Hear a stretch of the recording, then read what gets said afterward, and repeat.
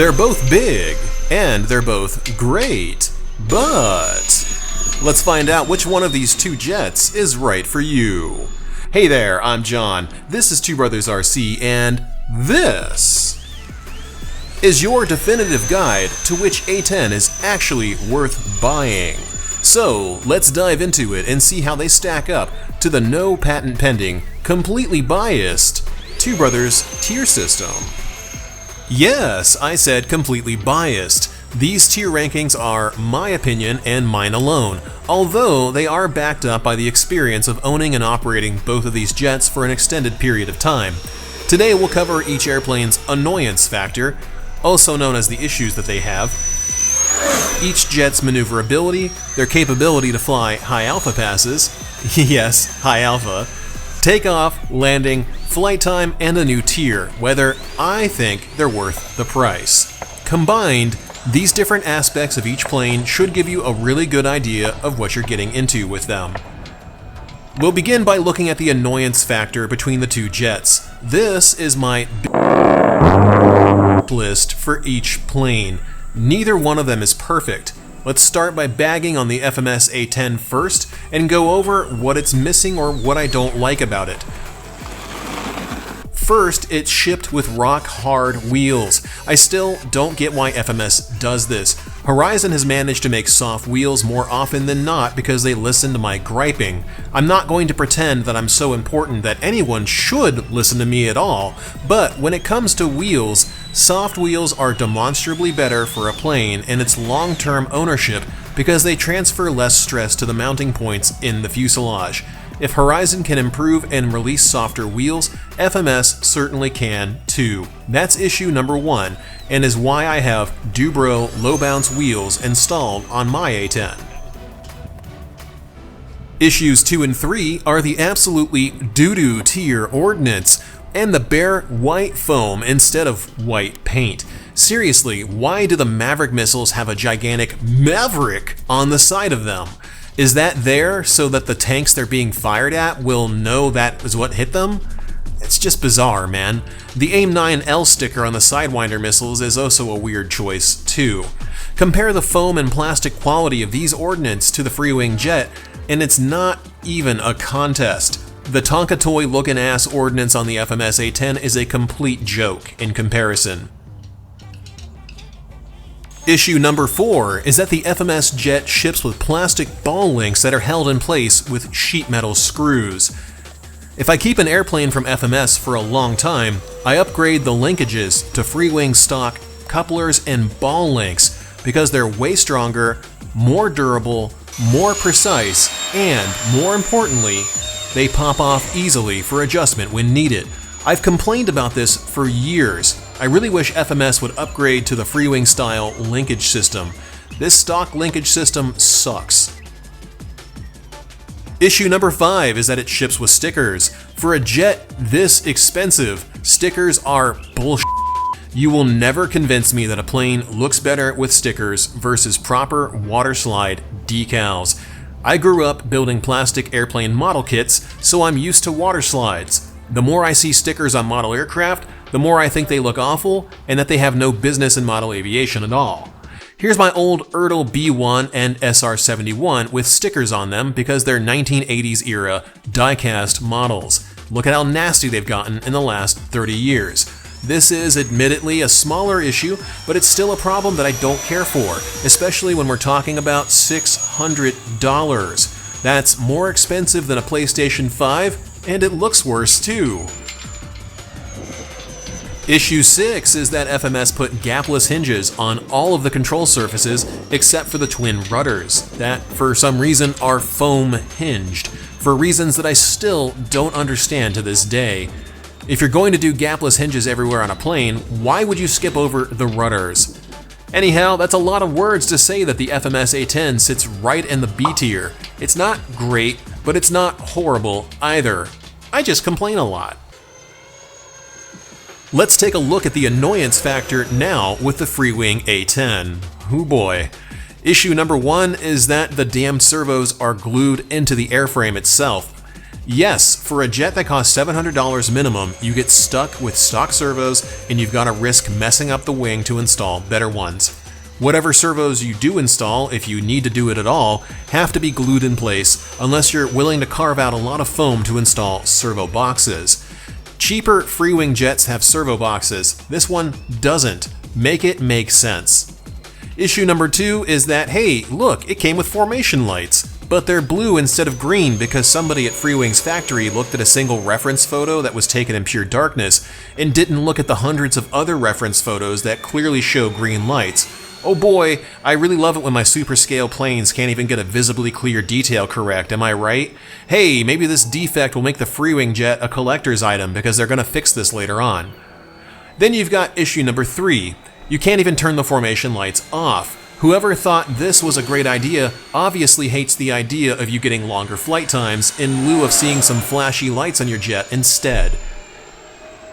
Issue number 4. Just because your wheels don't make a huge ruckus on the ground doesn't absolve you of shipping rock-hard wheels to begin with. You guys can do better than this. Everything I said about the FMS A10 applies here, too. I'm not letting them off the hook for that, and I'm not letting you off either, Freewing.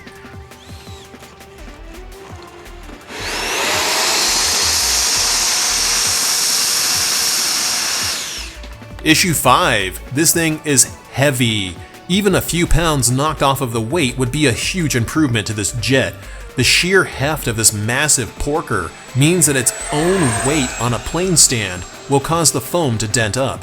Also, the weight makes it unpredictable when you put it on a plane stand at all. I had mine inverted to get the scale details installed and it slipped off of the stand and landed on the right rudder.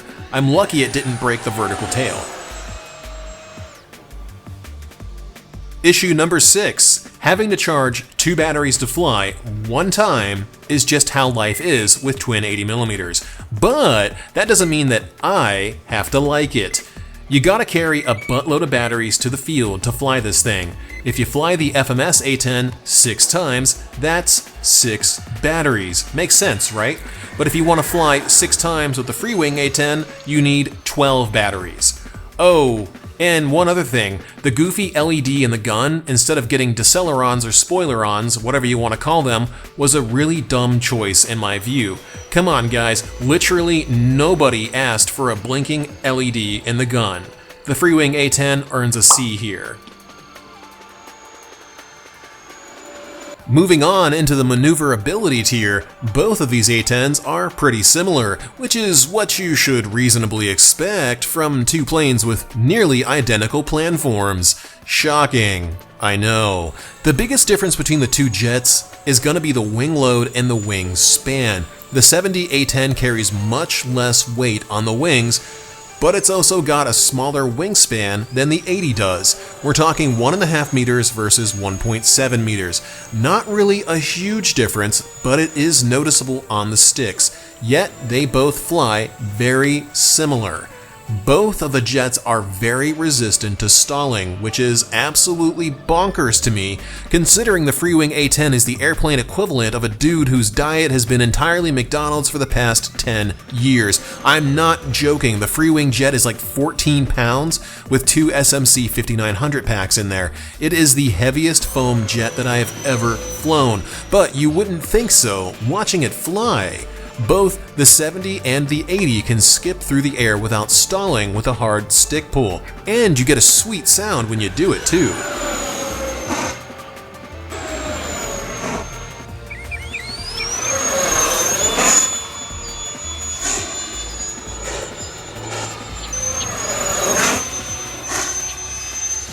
The design of the A10 makes it very friendly to people who like pulling the stick hard, so you won't really stall it as easily as you would another jet like the F-14.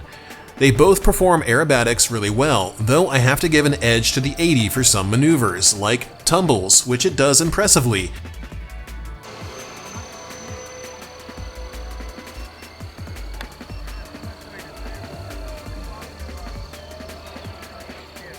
The 70, however, does insanely flat spins with differential thrust.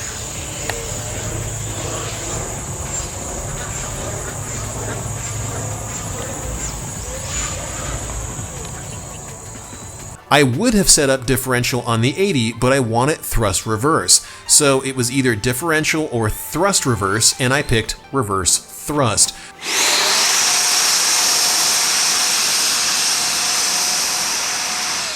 Because the landing rollout on the 80 is astonishing.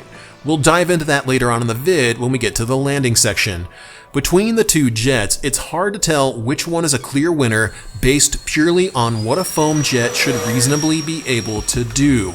They both fly very well, and they both earn an S. I can't pick a favorite here. Now, remember what I just said about a foam jet and what it should reasonably be able to do. The FMS A10 is going to be the clear winner in the high alpha category with an S tier. It's not even a contest. The FMS jet is both lighter in wing load and an overall airborne weight, and it has a much stronger downward thrust line. We'll get into why this is bad later on, but it's good here. Because the light wing load combined with a downward thrust line makes this damn thing fly inverted so well, it's just stunning to watch. It still blows me away that it does it so damned well. There are almost no other jets out there that do it as well as this one does. I mean, I must have done this like 15 different times the last time I flew this FMS jet, and it just didn't care. It's like it was designed to fly like this out of the box. The Freewing A10, however, doesn't really do this. The several times that I tried it, it was sketchy as hell, and I could only get it to kinda sorta do it really high up in the air. Anytime I tried getting lower, it started drifting towards the pits at the club, and since I've already crashed into the pits at an air show before, I'm not really trying to repeat that amazing blunder. I even tried it with lighter batteries, and it just won't do it repeatedly. Why is this a category? Because it's a thing that I care about, and the Freewing A10 completely fails in this regard with a D rank. I'd go lower if I could, but I can't. Before we move on with this tier ranking, consider scrolling down a little and hit that like button. If you're not already subscribed, definitely consider it. And if you're not a member of our Discord chat server community, hop down to the description below, join up, and chat airplanes with us.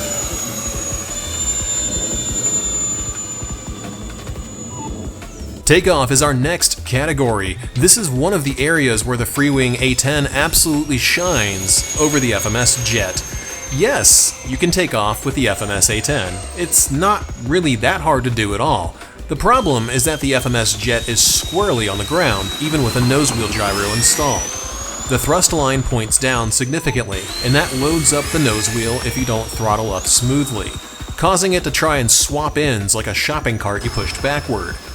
The FMS A10 requires careful piloting and more piloting skill than the Freewing A10 does. Not by much, but you definitely need throttle discipline. If you peg the stick, you're probably going to have a bad time.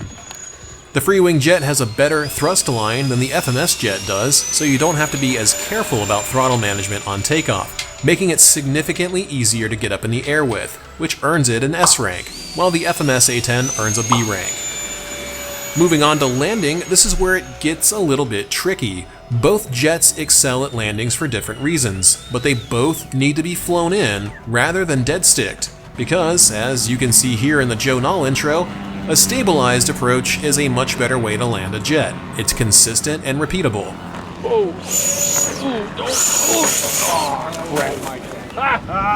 Of course, unstabilized approaches tend to be consistent too. Consistently crash reel worthy, that is. Because the FMS jet is lighter, it can land slower, so it doesn't need thrust reverse to stop in time, which is a huge difference for people with shorter runways, especially if you upgrade it to Dubro low bounce wheels. The larger contact patch and friction will slow the jet down, like it's got a set of brakes installed. The Freewing jet rolls out forever on touchdown by comparison.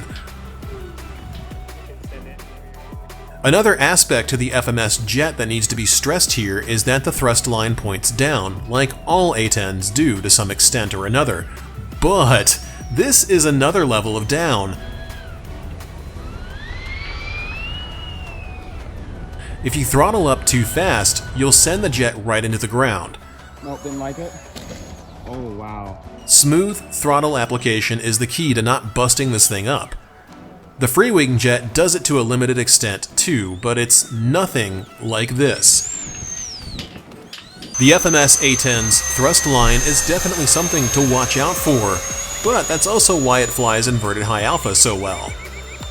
One other thing to note in this department, the Freewing jet balanced 20mm behind the marks actually holds really nice wheelies on landing, even if the aerodynamic braking is non-existent. This was the maiden landing, and it was awesome, until it overran the runway. The FMS A10 earns an A, and the Freewing earns an A as well. They both have issues, but they're both great in this category. Moving on to flight time, this one is interesting. You would think that a twin 70 would get better flight times than a twin 80, and you'd be wrong. The twin 80 is more efficient, it has more thrust, it can fly longer than the twin 70 can because the twin 80 has one battery per motor while the twin 70 is fed by a single pack, and also this is all assuming that you're comparing the inrunners to the inrunners.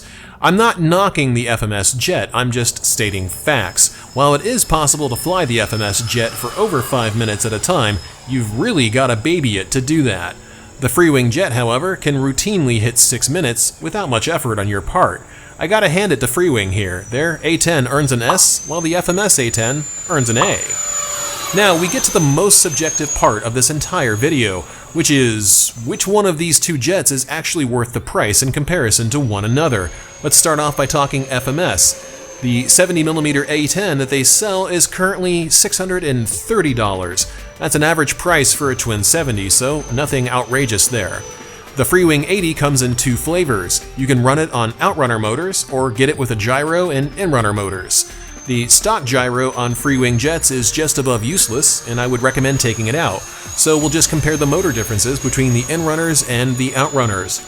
The outrunner version will cost you $700, but the inrunner version with the crappy gyro will run you $780. This is where things get interesting. The outrunners will fly the plane just fine, but they won't be as powerful or as efficient as the inrunner setup. The only reason I can think of to get the outrunner setup is if you can't find the extra $80 to get an objectively better power system. You can stick with the FMS A10 for a grand total of $630, which comes stock with best-in-class FMS 70mm inrunner motors, or spend $70 more and get the outrunner 80mm jet, or spend even more than that and get the inrunner jet. All of these options come without a receiver, of course. If you didn't know, inrunners are generally the best option for EDF jets. They produce more thrust, they're more efficient, and they're generally the pilot's preferred option in model aviation. So if you ask me which one is worth the price, that's a hard question to answer. I think the FMS A10 is mostly worth the price. It has issues, and it has obvious flaws, but it also flies really well. And it doesn't require a home equity loan to buy enough batteries to fly it on the reg. The Freewing A10 with inrunners is a great option too, but it's over $100 more expensive, requires more batteries to fly, while taking off and landing is better in general, and it has a phenomenal presence in the air, something that the FMS jet kind of echoes but doesn't quite reach. Still, they're both great airframes in their own right, so I'm giving the FMS A10 a B, while I'm giving the Freewing A10 an A. And there you have it. That's the scorecard for both jets. Let me know what you think in the comments below. Am I right or am I right? I'm probably wrong, but that's okay. I'm allowed to be.